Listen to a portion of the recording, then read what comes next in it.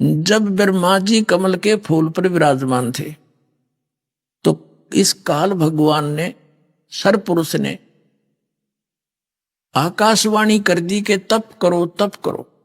ब्रह्मा जी ने लिखा है कि मैंने 1000 वर्ष तक तप किया, फिर कहा सृष्टि करो। अब ब्रह्मा जी ने जान लिया अपने अनुभव से कि ये आकाशवाणी परमात्मा की है, क्योंकि इन्होंने पता ही नहीं, ना ब्रह्मा जी को, ना विष्णु जी को, ना शिव जी को, आत्म ज्ञान है नहीं इनके पास। तो इन्होंने अपनी सोच से मान लिया कि आकाशवाणी परमात्मा ने की है। कबीर परमेश्वर जी कहते हैं, तीन देव को ये तीनों जावे, निरंजन का वो पार नहीं पावे। आज तक ये अपने पिता की खोज नहीं कर सके, वो नहीं मिला इन्हें। अब न जाना सतलोक में से बहुत दूर है। तो उस आकाशवाणी को ब्रह्मा जी ने अपने वंशजों ब्राह्मणों ऋषियों को बताई कि मेरे को ऐसे ऐसे परमात्मा की आकाशवाणी हुई थी, मैंने तप किया। तो उस तप को ये भी करने लगे साथ में 8 योग और ओम नाम ले लिया वेदों से, दोनों का खिचड़ी बना ली, दोनों को मिलाकर लगे साधना करने। तो इससे क्या होता है, हठ योग और ओम नाम के जाप से सिद्धियां आ जाती हैं। ओम नाम के जाप से ब्रह्मलोक प्राप्ति होती है, वहां गए प्राणी फिर जन्म मृत्यु में आते हैं, फिर 84 लाख योनियों में भी जाना पड़ता है। और जो हठ योग है इससे सिद्धियां आ जाती हैं। उस चुनक ऋषि ने परमात्मा प्राप्ति अर्थ अपना समर्पित हो गया, हजारों वर्षों तक बैठा रहा, शोक का कांटा हो गया। अब परमात्मा तो मिला नहीं, क्योंकि इन्होंने, इसलिए वेदों में तो लिखा है कि परमात्मा साकार है, नर आकार है, मनुष्य दृश्य है, राजा के समान देखा जाता है, ऊपर सिंहासन में एक गुम्मट के अंदर बैठा है और राजा जैसा देखने योग्य नर आकार है। वहां से चलकर आता है सहस्री और हमें ज्ञान देता है, अच्छी आत्माओं को मिलता है, एक कवि की तरह आचरण करता है, वो परमात्मा वेदों में लिखा है। लेकिन इनकी जो सोच बनी रही, इन्होंने पाया नहीं भगवान, इसलिए इन्होंने अपनी अनुभव से लिख दिया कि परमात्मा निराकार है, उसका प्रकाश प्रकाश देखा जाता है। अरे भगवान बिना प्रकाश किसका देखोगे? तो सूर्य का प्रकाश देखा जाता है, सूर्य ने निराकार बतावा, कितना बुद्धिमान और आंखें हैं उसके, अंधा दे सकता है ऐसी स्टेटमेंट, ऐसा ज्ञान कि सूर्य तो है नहीं, सूर्य का प्रकाश देखा जाता है। तो परमात्मा प्रकाश में है, मनुष्य दृश्य है, उसका एक रोमकूप में करोड़ सूर्य करोड़ चंद्रमा मिला दे, इतना रोशनी है मालिक की। इन ऋषियों ने, कबीर साहब कहते हैं, खोजत खोजत था किया, अंत कह दिया निराकार। खोजते खोजते थक गए, लास्ट में कह दिया बेचून, क्यों तो निराकार है। तो इन्होंने अपने उपनिषद, जो उपनिषद क्या है, जैसे कठोपनिषद है, मांडुक्य उपनिषद है, ये इन ऋषियों का अनुभव है, जैसा इन्होंने वेदों को समझा और फिर उस जो इन्होंने अपना अनुभव भक्ति से किया वो सारा उसके अंदर लिखा। जैसे एक सत्यार्थ प्रकाश है इस कलयुगी महर्षि दानंद का अनुभव, ये बताता परमात्मा निराकार और वेद बताते परमात्मा साकार। तो ये उपनिषद बन जाता अगर इसकी समय पर पोल ना खुलती। थे लोगों ने, महापुरुषों ने, भक्तों ने वेदों को पढ़ना छोड़ दिया और इन उपनिषदों को पढ़ना प्रारंभ कर दिया जो किसी ऋषि का अनुभव है। तो उसमें उन्होंने ये सोचा कि इन महर्षियों ने वेदों को सही समझा है, अपना अनुभव किया है, हम वेदों को नहीं पढ़ सकते, उनका सारांश इन उपनिषदों में है। तो हमने इन उपनिषदों को पढ़ना प्रारंभ कर दिया। हम अपने मूल पाठ को भूल चुके थे और हमने ये मान लिया कि इन महापुरुषों ने, ऋषि महर्षियों ने वेदों को और भगवान को सही जाना है। इन कख भी ना जाना है तो अध्यात्म ज्ञानहीन थे, नेत्रहीन थे, इनके विषय बताया परमात्मा ने। मोती मुक्ता दर्शत नाही, ये जगह सब अंधरे, दिखत के नैन चश्मिन के फेरा मोती आप अंधरे। इनको परमात्मा ने बताया है कि तुमने ये विद्वान दिखाई देते हैं क्योंकि एक संस्कृत भाषा जानते हैं। संस्कृत एक भाषा के जानने मात्र से विद्वान नहीं होता। उसको इंग्लिश भाषा नहीं आती है तो इंग्लिश में अविद्वान हुआ, काय का विद्वान हुआ फिर वो। और परमात्मा कबीर जी हर भाषा को समझते हैं, वो पूर्ण परमात्मा है। वो पशु पक्षियों की भाषा भी जानते हैं, अनमुनशान की तो बात ही छोड़ दो। और उसको ये अविद्वान कहा करते थे। वो क्यों तो अविद्वान है, संस्कृत नहीं जानता, क्या जाने वेदों के बारे में। वेद बताई उसके बारे में रहे। कबीर साहब कहा करते वेद मेरा भेद है और मैं ना वेदन के माही, और जौन वेद से मैं मिलूं वो वेद जानते नहीं। कबीर परमेश्वर ने कहा था कि ये वेद मेरी जानकारी दे रहे हैं, लेकिन इन वेदों में वर्णित विधि से मेरी प्राप्ति नहीं हो सकती, इसलिए मैं ना वेदन के माही, और जौन वेद से मैं मिलूं उस तत्व ज्ञान से। ये चारों वेद जानते नहीं, इनमें वो वर्णन नहीं है उस ज्ञान का, उस वेद का जो जिससे परमात्मा मिले। तो वो परमात्मा ने स्वयं आकर बोला है कबीर वाणी के माध्यम से।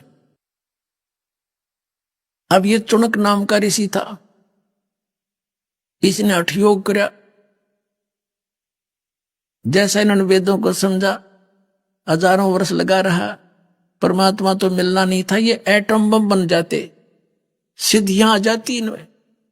और इतना प्रसिद्ध हो गया ये सिद्धियों में कि इसके आगे बड़े बड़े सिद्ध पुरुष भी नतमस्तक होने लगे इसकी सिद्धि देख कर। एक मानधाता चक्रवर्ती राजा था। चक्रवर्ती का अर्थ होता जिसका पूरी पृथ्वी पर शासन हो, और छोटे छोटे राजाओं को वो अपने अधीन कर लेता था। और वो राजा लोग फिर उस सम्राट को, चक्रवर्ती राजा को टैक्स दिया करते थे, उसके नौकर समझो एक। और वो राजा क्या करता था, 1 वर्ष में या 2 वर्ष में 3 वर्ष में एक अश्वमेध यज्ञ किया करता था। एक घोड़ा छोड़ देता था, अपना पर्सनल हॉर्स, अपना निजी घोड़ा, और उसके गले में ये बांध दिया जाता था कि ये चक्रवर्ती, मानधाता चक्रवर्ती राजा का घोड़ा है, उस पर कोई सवार नहीं बैठता था। उसके गले में एक पंपलेट लिख कर टांग दिया जाता था। अन्य सैनिक उसके साथ साथ जाते थे। उस पर लिखा हुआ था कि मानधाता चक्रवर्ती राजा का ये घोड़ा है, राजा के पास इतनी सेना है 72 करोड़। वैसे अक्षौणी लिखा है, अब अक्षौणी की डिटेल बताने लगे बहुत समय लग जाएगा एक अक्षौणी की। तो 72 अक्षौणी सेना थी, 72 करोड़ समझ लो, सीधी सी बात। और जिस राजा ने, यानी छोटे राजा को, नरेश को, राजा चक्रवर्ती राजा की पराधीनता स्वीकार ना हो, वो घोड़े को पकड़ ले और युद्ध के लिए तैयार हो जाए। तो वो घोड़ा पूरी पृथ्वी पर घुमाया जहां जहां उनका शासन था। पूरी पृथ्वी पर शासन था, जहां भी वो गए किसी ने घोड़ा पकड़ा नहीं। तो घोड़ा जब जा रहा था, वो भी ऋषि की झोंपड़ी के पास से गए थे और वापस आए जब 6 महीने में, तो तब भी वापस आ रहे थे उसी के पास से। तब राजा, उस ऋषि चुनक ने पूछा कि सैनिकों, इस घोड़े पर क्यों नहीं बैठा, कोई सवार क्यों नहीं है? सैनिकों ने बताया कि ऐसे ऐसे राजा मानधाता चक्रवर्ती का ये घोड़ा है, इस पर कोई बैठ नहीं सकता, और हम इस उद्देश्य से गए थे। सारी कहानी बताई। अब ऋषि ने सोची कि राजा को अभिमान हो गया, इसकी बुद्धि ठिकाने करनी चाहिए। अब देखो, काल का जाल समझो पुण्यात्माओं। ये काल पहले तो इनको एटम बम बनाता है, साधना करवा करवा के, गलत शास्त्र विरुद्ध। कंप्लीट ज्ञान इनको हुआ नहीं, साथ में हठ योग किया, ओम नाम का जाप किया, ये एटम बम बन गए, सिद्धि के बम, सिद्धि होगी इनके मुख में। रिमोट काल के हाथ में, वहां से रिमोट दबा दिया। इसके मन युग काल है और इसका कंट्रोलर ये ब्रह्म है, मन का। तो चुनक ऋषि ने सोचा कि भाई अभिमान हो गया राजा को, इसकी सेटिंग करते हैं। ऋषि ने कहा कि भी सैनिकों, इस घोड़े को मैं पकड़ता हूं, यानी राजा का युद्ध स्वीकार करता हूं। सैनिक नगेर कंगले, कंगाल तेरा दाने खाने को नहीं, और युद्ध करेगा तू मानधाता चक्रवर्ती राजा के साथ।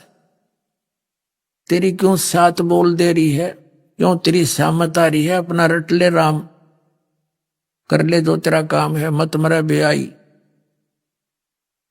तो ऋषि ने कहा भाई बांध लिया मैंने, यो घोड़ा बांध दो मेरे वृक्ष के, और न सोच लो मेरी ऐसे ही मौत होगी, पर इसकी अकल ठिकाने करूंगा। अब सैनिकों ने बांध दिया घोड़ा, वो तो चाहे थे कोई शर हुआ हमारा, हम गढ़ा 1 मिनट में।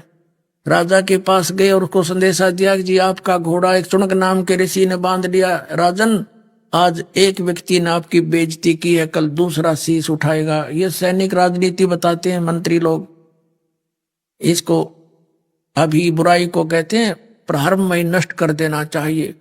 राजा ने कहा कर दो काम उसका। तो 4 टुकड़ी बना ली 72 अक्षौणी सेना की, 18-18 करोड़ की समझ लो, 18-18 अक्षौणी की। उधर से उस ऋषि ने अपने जीवन के जो डले डोए थे, साधना करी थी, हठ योग किया था, तप किया था, उसकी बना ली 4 पूतली, 4 एटम बम, परमाणु बम, वचन से। वचन जैसा कोई शक्तिशाली परमाणु नहीं है। तो ऋषि ने एक पूतली छोड़ दी, एक परमाणु छोड़ दिया। उधर से राजा ने एक 18 करोड़ की सेना की टुकड़ी भेज दी। तो उस पुतली ने, उस परमाणु बम ने, ऋषि के वचन से छूटे हुए परमाणु बम, सिद्धि के बम ने 18 करोड़ सेना को कत्लेआम कर दिया, मार दी। राजा ने दूसरी टुकड़ी भेज दी, ऋषि ने दूसरी पुतली छोड़ दी, यानी 72 करोड़ सेना का नाश कर दिया सैनिकों का। किसने? उस एक काल के पुजारी ने, ब्रह्म के साधक ने। इसके विषय में परमात्मा कबीर जी ने कहा है 72 अक्षौणी खा गया वो चुणक ऋषि स्वर एक, ये दे धारे जोरा फिर ये सभी काल के बेखे। परमात्मा कहते तुम इनको ऋषि समझते थे, ये तो चलती फिरती मौत थी। मौत, जोरा माने मौत। ये सभी काल के भेख, यानी काल के पुजारी, ब्रह्म के पुजारी। क्या कहा, कितनी मार्मिक बात कही है परमेश्वर कबीर जी ने, यानी उन्हीं से प्राप्त ज्ञान आदरणीय गरीबदास साहिब जी की वाणी से है ये। 72 अक्षौणी खा गया, ओए खा गया यू चुणक ऋषिश्वर एक। ऋषिश्वर यानी ऋषि ईश, और ऋषिश्वर यानी ऋषियों में सर्वश्रेष्ठ ऋषि के ये लक्षण है इस काल के पुजारी के। 72 करोड़ सेना खा गया। बता के शर्म दर्द था इसके। राजा अपना काम करते हैं वो करो, साधक का, संत ऋषि का अपना काम है, उसने अपना करना चाहिए। तो ये काल के भेख ये न्यो पंगे पावे, और काल इनके ऐसे नचाता है इन साधनाओं से। एक तरफ तो इसकी महिमा होगी, भाई चुनक जैसा ऋषि नहीं, सदपुरुष नहीं, उसने ऐसा कर दिया, सब जगह भयभीत हो गए, सब इसका आगे नतमस्तक हो गए, पाक गया चौधरी। अब परमात्मा ने क्या संज्ञा दी है इस नालायक व्यक्ति को कि 72 अक्षौणी खा गया, 72 करोड़ सेना ने खा गया, यू चुनक ऋषिश्वर एक खा गया। यू काल रूप में, काल है ये, ऋषि है ऐसा दुष्ट। फिर कहते हैं दे धारे मौत फिरे, ये सभी काल के भेख है।